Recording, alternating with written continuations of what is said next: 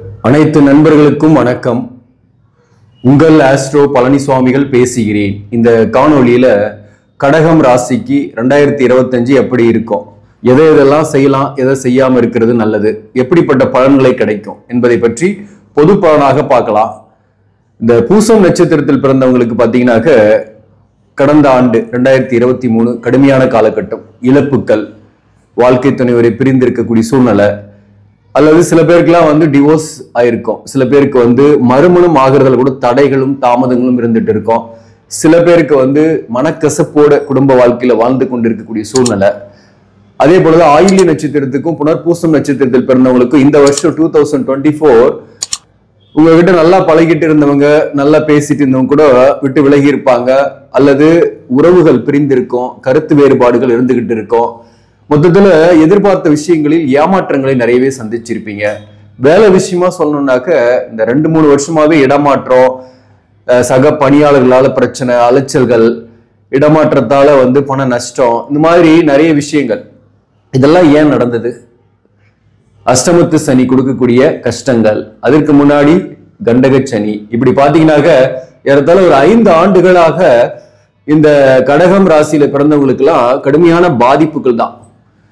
இந்த கண்டக சனி, அஷ்டமத்து சனி ரெண்டுமே கடனுடைய அழுத்தத்தையும் உங்களுக்கு ஏற்படுத்தியிருக்கும். கடன் வாங்கக்கூடிய சூழ்நிலை ஏற்படுத்தியிருக்கும். நல்லா போயிட்டு இருக்கிற வேலையை விட்டுட்டு வேற வேலைக்கு போகக்கூடிய சூழ்நிலை, அல்லது கொஞ்சம் வேலை தேடி புதிய வாய்ப்புக்காக போகக்கூடிய சூழ்நிலையெல்லாம் உங்களுக்கு ஏற்படுத்தியிருக்கோம். வேலை தொழிலில் லாபமற்ற விஷயத்தில் ஈடுபட்டு நஷ்டங்களை சந்திச்சிருப்பீங்க கடந்த காலங்கள்ல. இப்போ இந்த 2025 நல்லா இருக்குமா? ஒவ்வொரு வருஷமும் நம்ம எதிர்பார்க்கிற விஷயம் தான். வருடப்பிறப்பு வரும்போது இந்த வருஷமாவது நல்லா இருக்கணும் கடவுளே அப்படின்னு நம்ம நினைப்போம். அது மாதிரி இந்த வருஷம் நல்லா இருக்குமா அப்படின்ற கேள்விக்கு இந்த வீடியோ உங்களுக்கு பதிலாக இருக்கும், சரியான பதிலாகவும் இருக்கும். என்னுடைய புத்தாண்டு வாழ்த்துக்களை அனைத்து நண்பர்களுக்கும் தெரிவித்துக் கொள்கிறேன். Subscribers, members, viewers and clients எல்லாருக்கும் என்னுடைய புத்தாண்டு வாழ்த்துக்களை தெரிவித்துக் கொள்கிறேன். இப்ப நாம பலன்களை பார்க்கலாம். இப்போ பாத்தீங்கன்னாக்க அஷ்டமத்து சனியோட பாதிப்பு என்பது 2025 ஏப்ரல்ல இருந்து உங்களுக்கு இல்லை. அதுதான் திருக்கணித பஞ்சாங்கத்தின்படி நான் சொல்லக்கூடிய விஷயம். 8ஆம் இடத்துல இருந்த சனி எவ்வளவுதான் முயற்சி செஞ்சு எவ்வளவுதான் எஃபோர்ட் போட்டாலையும் உங்களுக்கு வாய்ப்புகள் கிடைக்கல, அல்லது நல்ல விஷயம் நடக்கல. அதே 9ஆம் பாவகத்துக்கு வரக்கூடிய சனி நீங்க எவ்வளவு ஹார்ட் ஒர்க் பண்றீங்களோ, எவ்வளவு முயற்சி பண்றீங்களோ அந்த அளவுக்கான வாய்ப்புகளையும் அதற்கான ஆப்பர்ச்சுனிட்டிஸும் கொடுப்பாரு. உதாரணமா திருமணம் ஆகிறதுக்காக முயற்சி பண்றீங்க, கடைசி வரலாம் அந்த வரனே வரல, அல்லது செட் ஆகாத வரன் வருது, கடைசி நிமிஷத்துல ஸ்டாப் ஆகுதுன்னா உங்களுக்கு 2025 திருமணம் ஆகக்கூடிய வாய்ப்புகள் உண்டு. மறுமணத்திற்காக பார்க்கக்கூடியவர்களுக்கு வரன் அமையும், திருமணமும் ஆகும் 2025 மே மாசத்துக்கு மேல. சோ மொத்தத்துல பாத்தீங்கன்னாக்க இந்த முயற்சிகள்லாம் உங்களுடைய கடினமான எஃபோர்ட் சக்சஸ் ஆகும். 9ஆம் பாவகம் என்பது பாக்கியஸ்தானம். இந்த பாக்கியஸ்தானத்துல சனி இருக்கிறது அதிர்ஷ்டத்தை குறைக்கும், ஹார்ட் ஒர்க் பண்ண வைக்கும். பூர்வீக சொத்து சம்பந்தமான விஷயங்கள்ல ஆதாயத்தை உங்களுக்கு ஏற்படுத்தும். சொத்தை விற்கிற முடியல, ரொம்ப நாளா விற்காம இருக்கக்கூடிய சொத்தை வித்துட்டு ஒரு பழைய சொத்தை வித்துட்டு புதிய சொத்து வாங்கக்கூடிய வாய்ப்பு, வீடு வாகனம் தொடர்பான செலவுகள் இதெல்லாமும் உங்களுக்கு ஏற்படும். தந்தை வழி உறவுகளோடு கொஞ்சம் கருத்து வேறுபாடுகளா வரும். தந்தைக்கு சில பாதிப்புகள் வரலாம், மன கஷ்டங்கள் வரலாம். குரு பகவான் உங்களுக்கு மே மாசத்துல இருந்து உங்க ராசிக்கு 12ஆம் பாவகத்தில் இருக்கிறாரு. அப்போ உங்களுக்கு தொழில் ரீதியான மாற்றங்களும் ஏற்படக்கூடிய வாய்ப்பு உண்டு. இப்போ கடினமான ஒர்க் ப்ரெஷரோடு இருக்கீங்க, டென்ஷனோடு இருக்கீங்கன்னாக்க உங்களுக்கு ஒரு நல்ல ஆப்பர்ச்சுனிட்டி கிடைக்கும். ஆனா வேற ஒரு இடத்துல மூவ் பண்ற மாதிரி இருக்கும், வீடு ஷிஃப்ட் பண்ற மாதிரி இருக்கும். சில பேருக்குலாம் ஃபாரின் ட்ரை பண்ணிட்டுக்கிறீங்க வேலைக்காகன்னா விசா கிடைக்கும், வெளிநாட்டுக்கு போகக்கூடிய வாய்ப்பு, அல்லது வெளி மாநிலத்துல போய் வேலை பார்க்கக்கூடிய வாய்ப்பு சில பேருக்குலாம் ஏற்படும். இந்த 9ல் இருக்கக்கூடிய சனி குடுக்கல் வாங்கல் இருக்கக்கூடிய பிரச்சனையை தீர்க்கும். நீங்க பணம் கொடுத்துருக்கீங்க அப்படின்னாக்க வாங்கவே முடியாத சூழ்நிலையில இந்த அஷ்டமத்து சனி காலகட்டம் நஷ்டத்தை சந்திச்சுட்டு இருக்கீங்கன்னாக்க வாங்கக்கூடிய வாய்ப்புகள் உண்டு. ஒரு தவறான இன்வெஸ்ட்மெண்ட் பண்ணிட்டீங்க, அதுல ஏதாவது ஆதாயம் வருமானாக்க இந்த மே மாசத்துல இருந்து பாத்தீங்கன்னா உங்களுக்கு ஆதாயங்கள் வரும். அந்த இன்வெஸ்ட்மெண்ட்டே கூட உங்களுக்கு பாசிட்டிவா மாறி ஆதாயத்தை கொடுக்கும். சோ மொத்தத்துல பாத்தீங்கன்னாக்க இந்த 2025 முதல் 3 மாசம் ஒரு பெரிய இம்ப்ரூவ்மெண்ட் இல்ல, ஆவரேஜா தான் இருக்கு.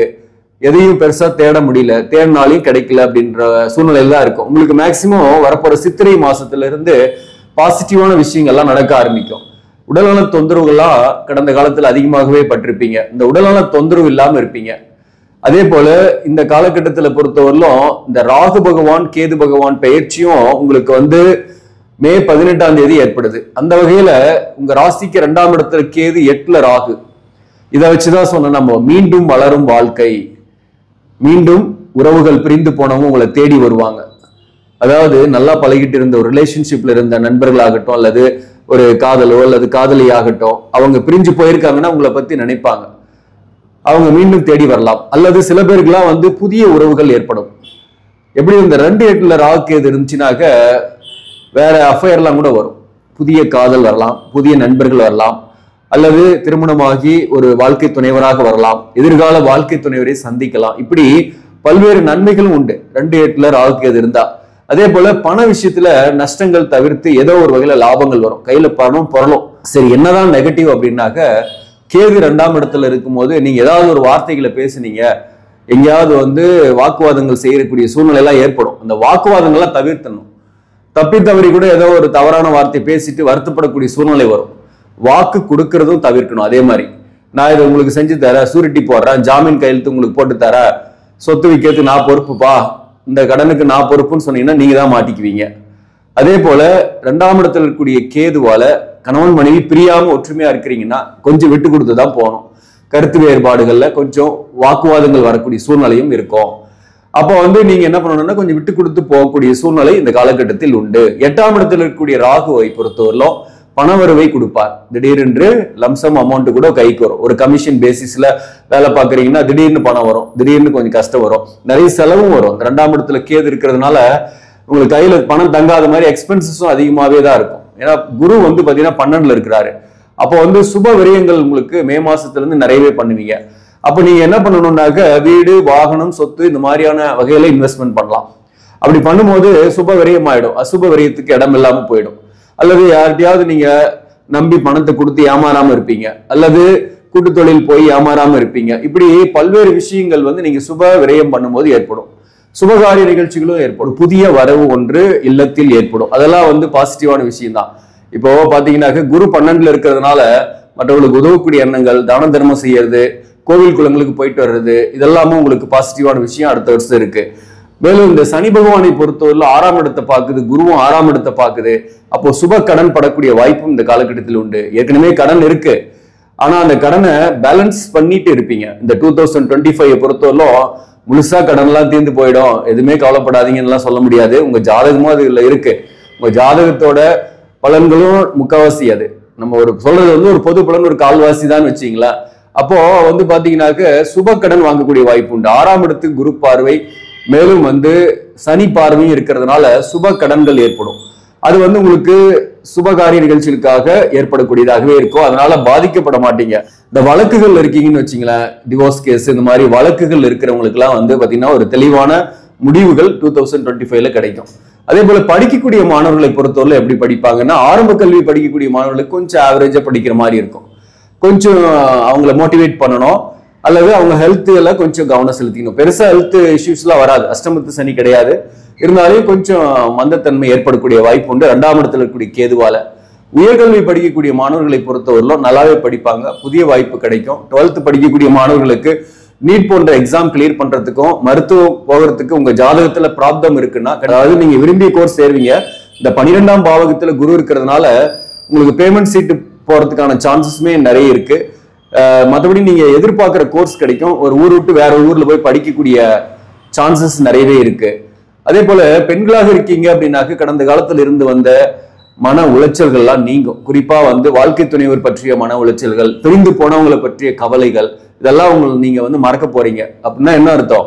கண்டிப்பா ஒரு புதிய ஒரு அட்மாஸ்பியர் உங்களை சுத்தி கிரியேட் ஆகும். புதிய அட்மாஸ்பியர் கிரியேட் ஆச்சுன்னா புதிய உறவு இருக்கும், ஒரு நட்போ அல்லது காதலோ அல்லது ஒரு நேசிப்போ இருக்கும். அந்த வகையில உங்களுக்கு மாற்றங்கள் கண்டிப்பாக உண்டு. வேலை விஷயமா சொல்லணும்னாக்க வேலை தேடிட்டு கொண்டு இருக்கக்கூடியவர்களுக்கு எல்லாம் பாத்தீங்கன்னாக்க ஒரு சரியான வாய்ப்பு இல்லைன்னு தேடிட்டு இருக்கிறவங்களுக்கு இடமாற்றங்கள் ஏற்படும், புதிய வாய்ப்புகள் கிடைக்கும். அரசு பணிக்கு முயற்சி பண்ணக்கூடியவர்களுக்கு அரசு தேர்வுகளில் வெற்றி அடையக்கூடிய வாய்ப்பும் உண்டு.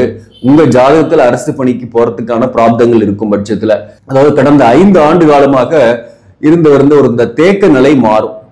முயற்சியே செஞ்சாலும் முயற்சி வந்து சக்சஸ் ஆகல அப்படின்ட்டு சில பேர்ல முயற்சியே செய்யாம விட்டுருப்பீங்க. அந்த முயற்சி தடைகள் நீங்கும். உங்க மனசுலயே பாத்தீங்கன்னா ஒரு தெளிவு பிறக்கும். அப்போ ஒரு மாற்றத்தை சந்திக்க போறீங்க அப்படின்றதுதான் முக்கியமான ஒரு விஷயம். எந்தெந்த மாதிரியான தொழில் இருக்கிறவங்களுக்கு எல்லாம் இந்த 2025 பெட்டரா இருப்பாங்க அப்படின்னாக்க, மேக்சிமம் அரசு பணியில் இருப்பவர்களுக்கு ஆதாயங்கள் வரும். அரசு பணியில் இருப்பவர்களுக்கு எதிர்பார்த்த பதவி உயர்வு கூட சில பேர் கிடைக்கலாம். நல்ல ஒரு இடமாற்றங்கள் ஏற்படும். தொலைதூரத்தில் இருக்கிறீங்க, போயிட்டு வந்துட்டு இருக்கிறீங்கன்னாக்க உங்களுக்கு அருகாமையிலேயே இடமாற்றம் அமையறதுக்கு நிறைய சான்சஸ் இருக்கு. சக பணியாளர்களுடைய தொல்லைகள் கொஞ்சம் இல்லாம இருப்பீங்க. ஆனா அண்ட அயலார்கள், அதே போல சகோதர வழி உறவுகள்ல சில சிக்கல்களும் கருத்து வேறுபாடுகளும் 2025ல நீங்க எதிர்பார்க்கலாம். அண்ட அயலார்களோடு பழகும் போது கொஞ்சம் கவனமாக இருக்கணும். அது ரொம்ப முக்கியமானது. ஒப்பந்தங்கள் போடும் போது கொஞ்சம் கவனமாக இருக்கணும். பிசினஸ் பண்ணக்கூடியவர்களுக்கு நீங்க ஒப்பந்தம் போடுறீங்க அப்படின்னா நீங்க அதுல முழுமையா படிச்சு பார்த்து தெரிஞ்சுக்கிட்டு அதுல சாதக பாதங்கள்லாம் தெரிஞ்சுக்கிட்டு சைன் பண்ணணும். சில நண்பர்களால கூட உங்களுக்கு சில மனக்கசப்புகள் வரலாம், உடன் இருப்பவர்கள்.